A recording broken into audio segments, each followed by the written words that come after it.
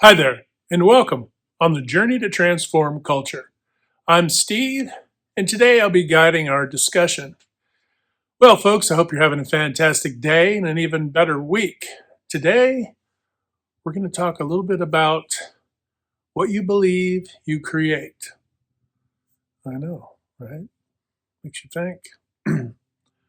Well, this isn't new information, naturally, but we are going to talk about it relative to the way we do with our organizations, our teams, culture, and then of course in their individual lives, all of us as individuals, right? And then we'll kind of play with some of this conversation a little bit, and then we'll look and see how this might help us going forward, right? All right, so wow, what we believe we create, right? If you think about this, it really falls into two halves of our life, of any human life or all of culture.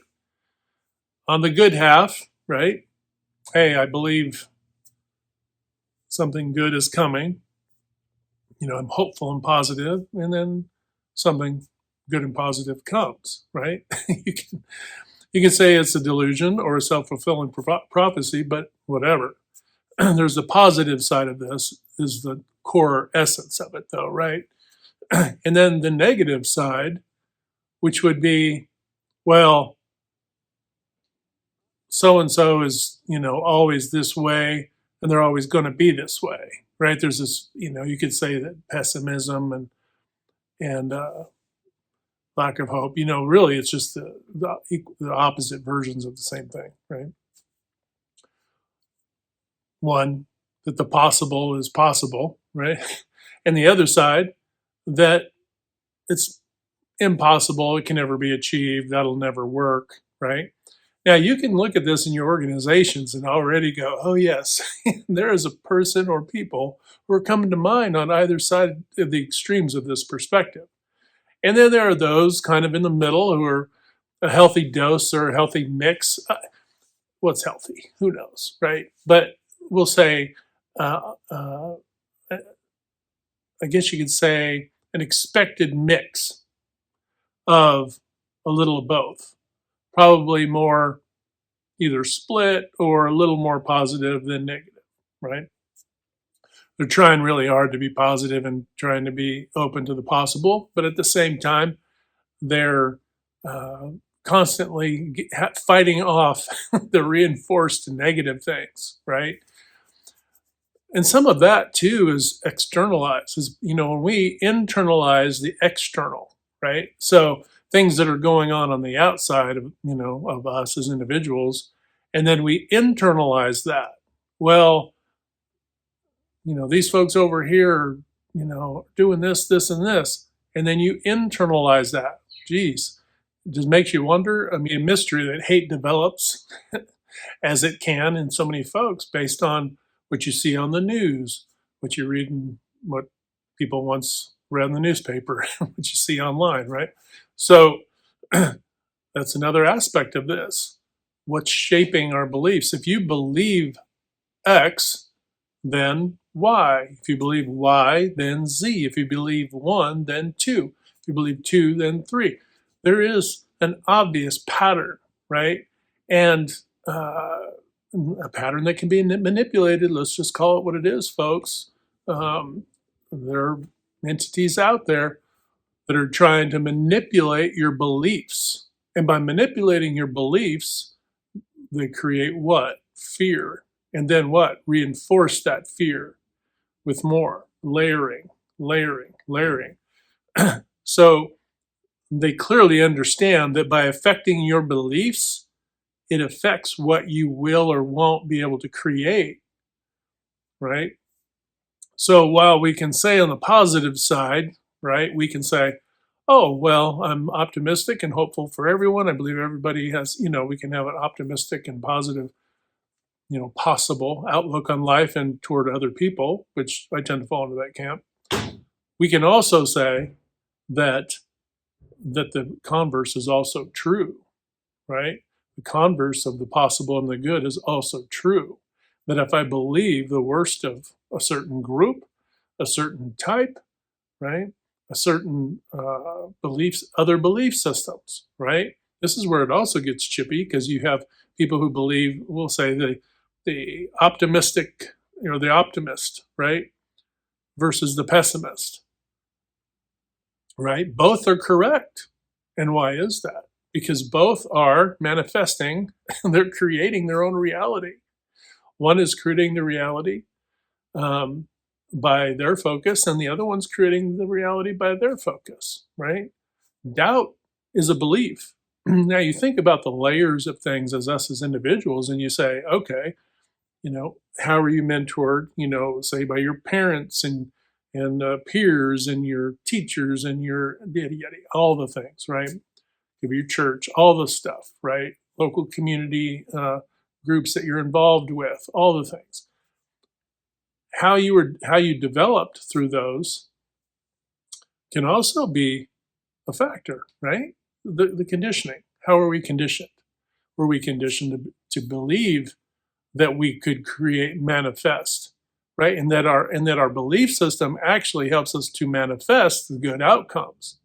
Now you could believe something that manifests good outcomes for you, but also manifest poor outcomes for others. So if you believe, hey, the only way for me to get ahead is to crush other people on my journey to do so. If you believe that, well, that's what you're creating, right? That is part of what you're manifesting. That's what you're bringing to life. So you can see that there are two halves of this coin. And it's quite obvious that if you're focused on, the darker side of this, and it isn't to say that we can't acknowledge a reality of a situation, right? Somebody cuts me off in traffic. Use that as an example, right? This is my test, my personal test. Somebody cuts me off in traffic, right? And maybe it's harrowing. Maybe it's a close call, right? Could have been an accident. And I get ticked off, right? So I'm ticked. Okay, I'm ticked. That person did act in a, you know, very inconsiderate way, to put it blunt, to put it mildly, right? To cut me off, they were very inconsiderate, right? But what do I now believe? Do I believe that this person targeted me, right? And that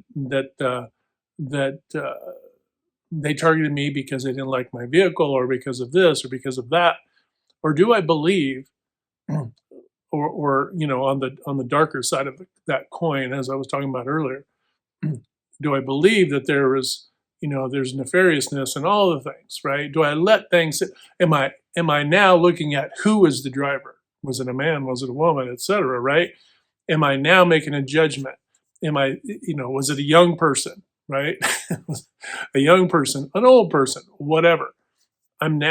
If I'm pulling that in quickly, and then now I'm making an assessment, right? I'm making a judgment about that. And now that is becoming part of my belief. And what do you think I'm bringing to life?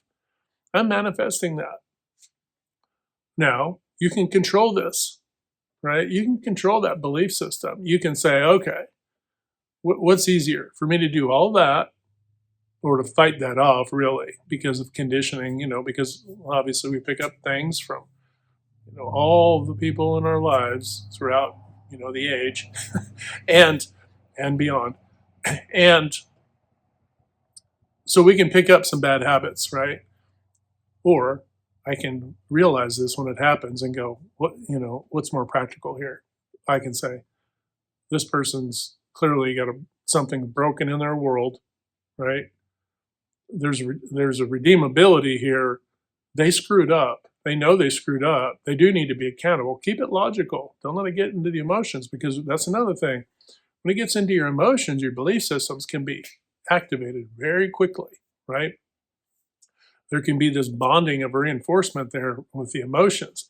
But if you keep it as logical as you can, say, oh, wow, you just about did us under. I had a near miss when I was in the Air Force once, when an AWACS almost hit us. And I'm talking feet, folks. And what was really interesting is strangely, I was just cool as a cucumber. And I don't know if that's a prelude to shock or what, but I'd expected differently for myself. And I've also been in traffic scenarios where I was like afterward kind of shaken because it was such a close call, where it could have just been the end of the entire family kind of a thing.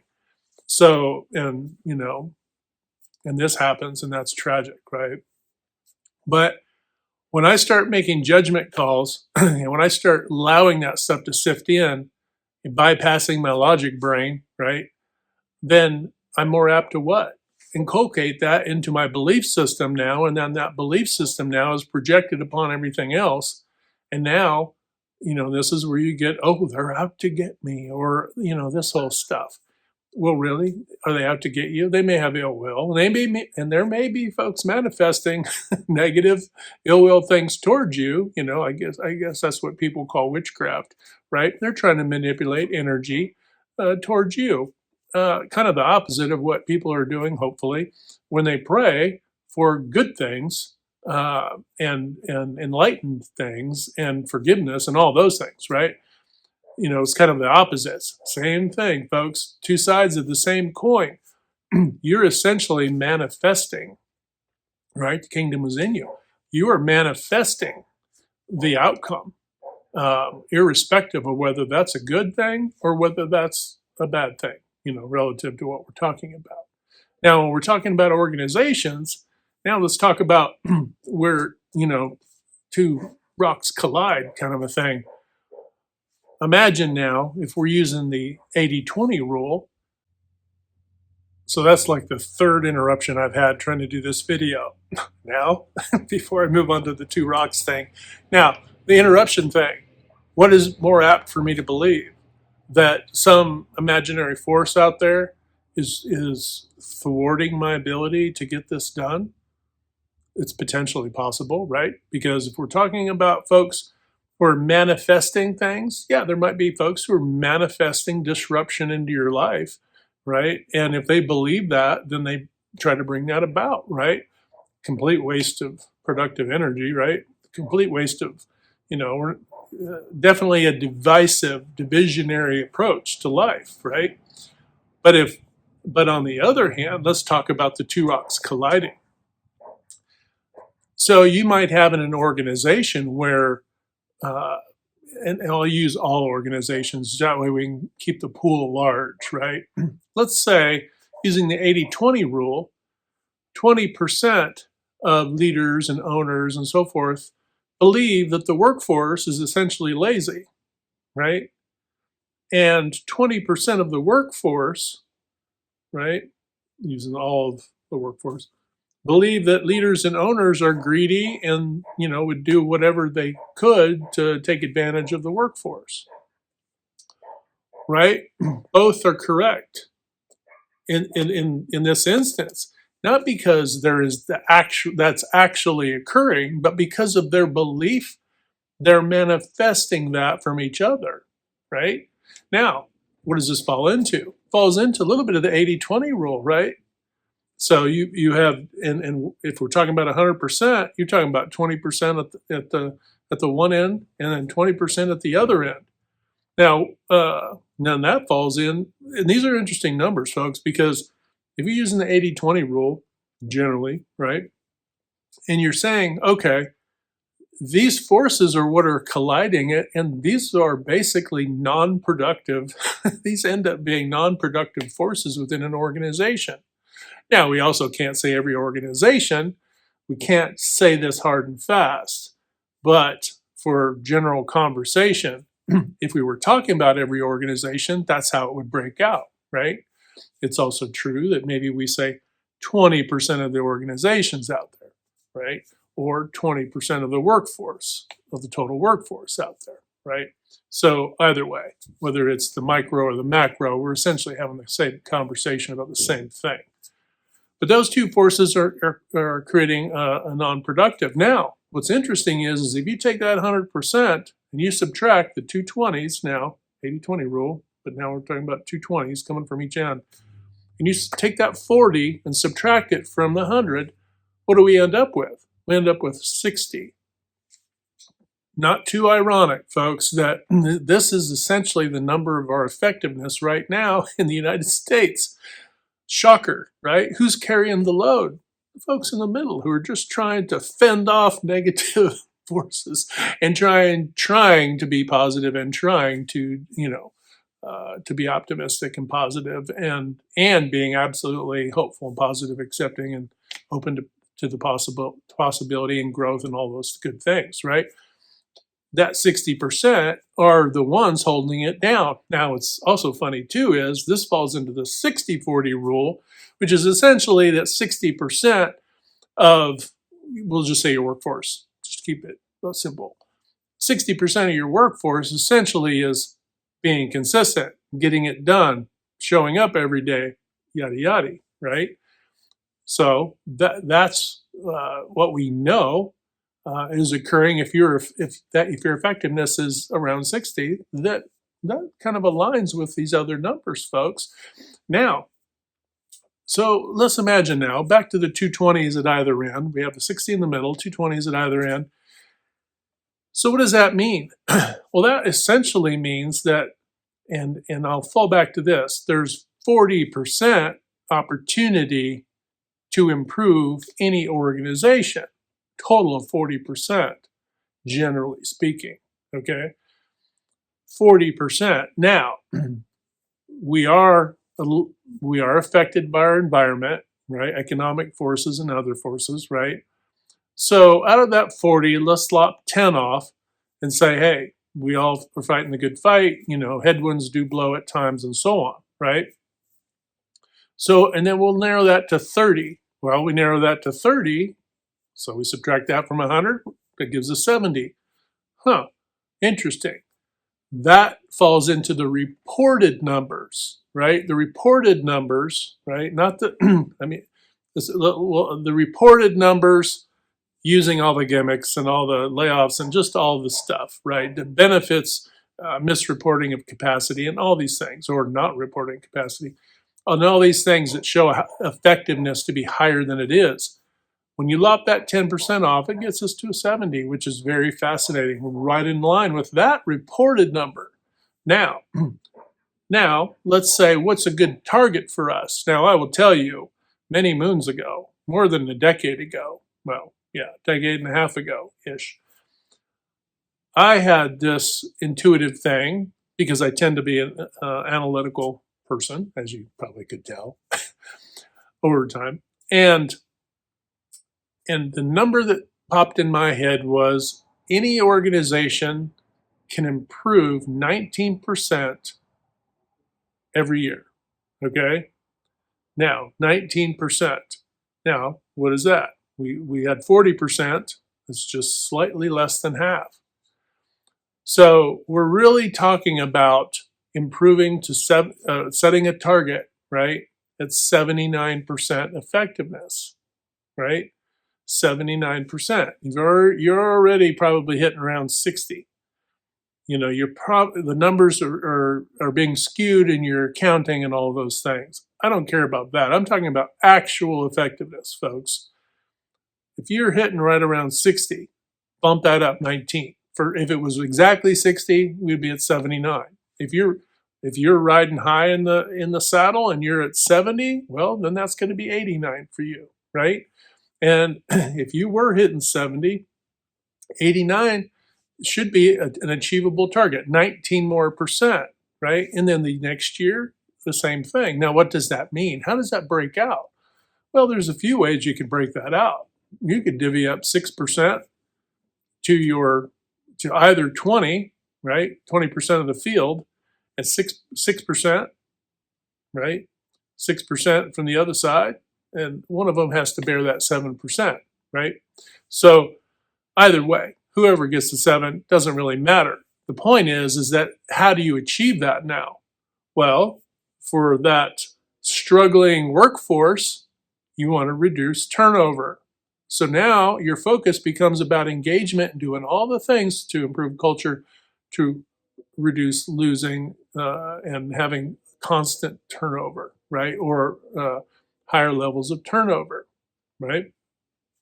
At the upper level, what does it mean? Well, it can mean also investing in engagement, right? So you're essentially providing resources for your team. It would be saying, okay, what resources can I now provide my team that are going to? So in essence, making decisions maybe more quickly, more effectively, right? Those are those things. But and proper prior planning, so doing better risk management, risk assessment, right? Investing in improvement projects and so on and so forth, making those calls, right?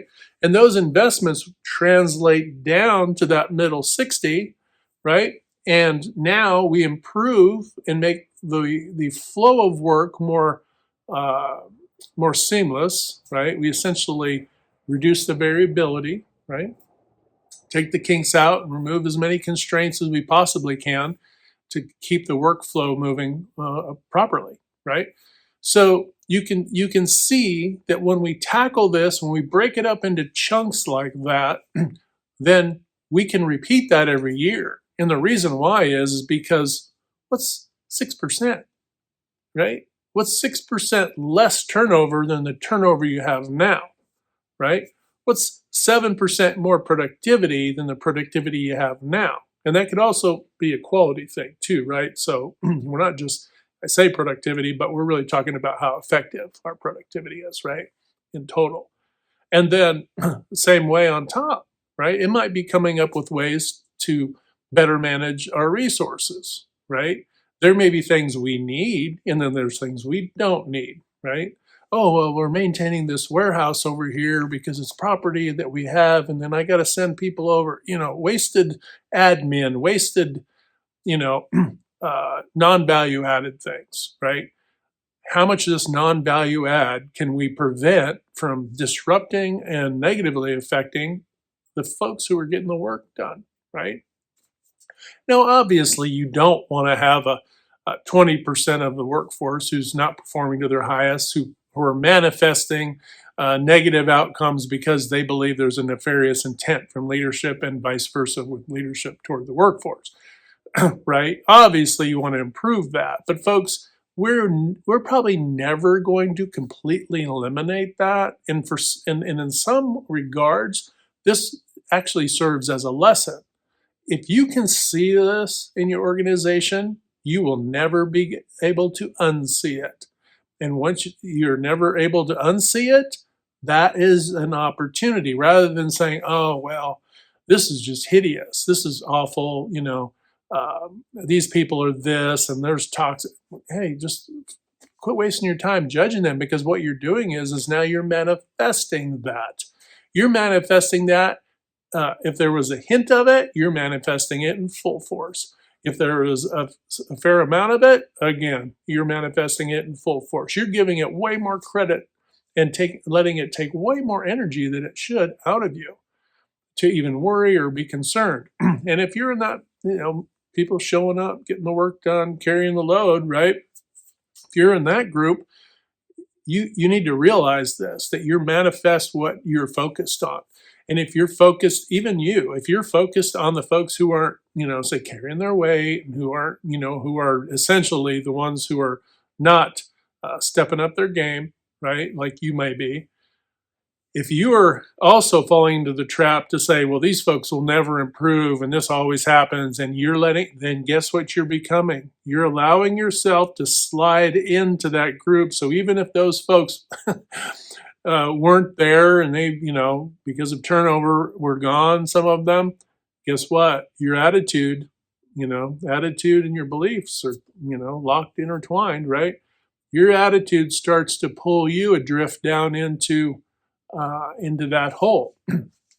So you have to resist that, and that's an emotional and mental exercise. You have to remind yourself, no, these folks don't have they were not developed, mentored, and they were conditioned in a way that isn't serving them or others. What can I do now to alleviate that or improve upon that? And do you see now how all of you, your entire team, can essentially be a catalyst to help improving other folks who are struggling, right? And that struggle can take on many forms and can look very differently across the board. You could have somebody who's highly professional, but they're a mess, right? they're they're possibly getting the job kind of done, but they're totally upsetting folks on the team, and it's a toxic pool. Let's just leave it at that. You can have folks that appear to be have things nailed down pretty well, but actually aren't, and they're bringing more negative to the table out around that than what they're actually getting done. So this is the thing where you have to guard your thoughts, and you have to protect your emotions from being affected by this. Otherwise, you start to judge. Once you start to judge, you're going down a slippery slope. Why is that? Because now you're manifesting more of that. And if you're manifesting that way, you're manifesting people into boxes, right? And we don't want to manifest people into boxes, into cliques, and into this whole that nonsense. We want to help people get out of their boxes, right?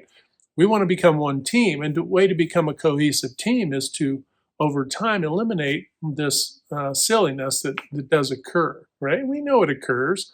And look, folks, this also translates into culture. We see this all the time in culture.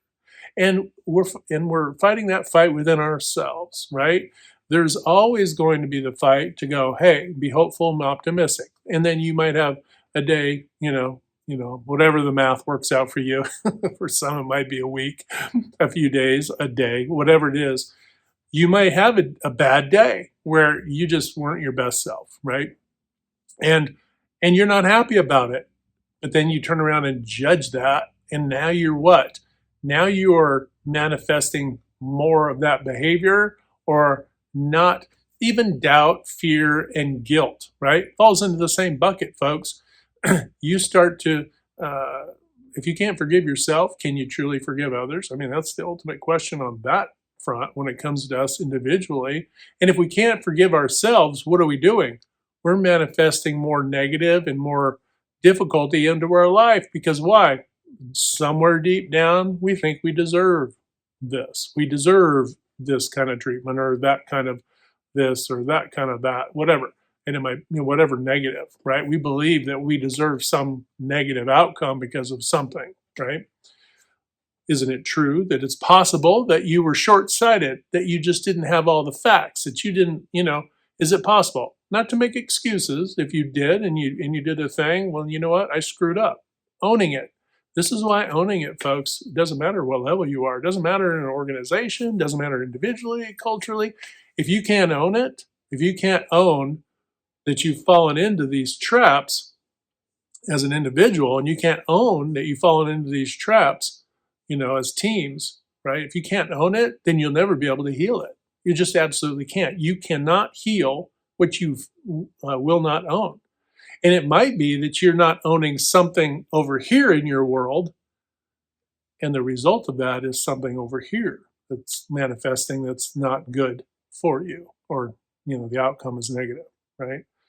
And you may never make that correlation if you don't think about it. Hey, wow, this keeps happening, but I also keep thinking of this. I'm gonna change my attitude. And then what you notice is, as your attitude changes, and you decide to think differently about a particular thing, and decide to see people as growing and with a level of brokenness, which we all have a level of brokenness. I mean, who hasn't tripped and fallen in life? Every single person has tripped and fallen in life. Are we going to crucify everybody in the world? Are we going to crucify ourselves forever and a day? We have to stop doing that, because if we don't stop doing that, we can't heal, and we can't help others either, right? We can't help our teams. We can't help customers. And how can we say this? How can we see this proven out? It's in the statistics, folks. How effective are we within organizations? It's pretty simple. Key performance indicators. We can see how effective we are. When we peel the onion back, what do we get to? We don't get to, oh, well, this workforce is lazy. Oh, well, these leaders, they're just greedy. They don't care. There may be threads of truth in both of those, right? But what's more likely? There's a fearfulness. There's a fearfulness that is encroaching on you, and that fearfulness is creating a judgment, and that judgment is forcing you into a position of manifesting more of that behavior, right? To judge is to reinforce behavior in others. And it doesn't help us either, right? Because it's always working against our highest good as well. All right, folks, this one went a lot longer than I expected it to. A couple interruptions there. Apologize for that. Hope you're having a fantastic day. Remember to hit that good green domino 3 to 5 times a day or more to uplift, motivate, encourage, and just help folks out. When we do that, not only are we helping to transform culture, but we're transforming ourselves. And as we've said before, we can't transform anything on the outside if we're not willing to transform the inside. All right, folks, hit like, share, and subscribe. And until next time, we'll talk to you later.